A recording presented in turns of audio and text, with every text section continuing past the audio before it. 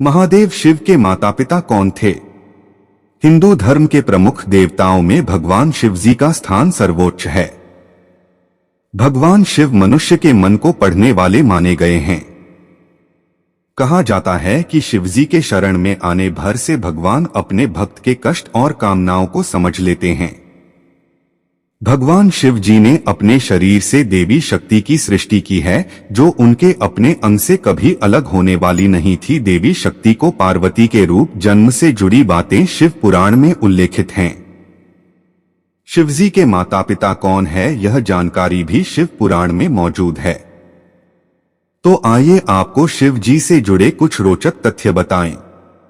देवों के देव महादेव कहे जाने वाले भगवान शिव के एक नहीं 108 नाम हैं और हर नाम का अपना एक महत्व और मतलब है। महादेव की पूजा करने से मनुष्य को समस्त सांसारिक सुखों की प्राप्ति होती है। भगवान शिव की सात्विक ही तांत्रिक पूजा भी की जाती है। भक्त अपनी अपनी शक्ति और भक्ति के अनुसार शिवजी के विभिन्न रूप की आराधना करते हैं। भगवान शिव ही एक ऐसे ईश्वर हैं जिनकी पूजा प्रतिमा और शिवलिंग के रूप में अलग अलग होती है।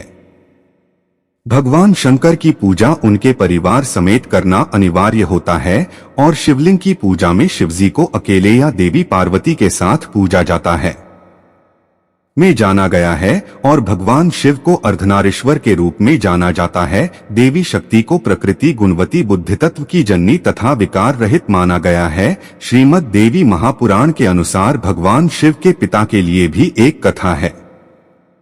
देवी महापुराण के अनुसार एक बार जब नारद जी ने अपने पिता ब्रह्मा जी से सवाल किया कि इस सृष्टि का निर्माण किसने किया है, आपने भगवान विष्णु ने या फिर भगवान शिव जी ने, इन तीनों को जन्म किसने दिया है, यानी आप तीनों के माता पिता कौन है? तब ब्रह्मा जी ने नारद जी से त्रिदेवों के जन्म की गाथा का वर्णन करते हुए कहा कि देवी दुर्गा और शिव स्वरूप ब्रह्मा के योग से ब्रह्मा विष्णु और महेश की उत्पत्ति हुई है, यानी प्रकृति स्वरूप दुर्गा ही माता है और ब्रह्मा यानी काल सदाशिव पिता है। एक बार श्री ब्रह्मा जी और श्री विष्णु जी का इस बात पर झगड़ा हो गया कि ब्रह्मा जी ने कहा कि मैं तेरा पिता हूँ क्योंकि यह सृष्टि मुझसे उत्पन्न हुई है, मैं प्रजापिता हूँ। इस पर विष्णु जी ने कहा कि मैं तेरा पिता हूँ, तू मेरी नाभि कमल से उत्पन्न हुआ है।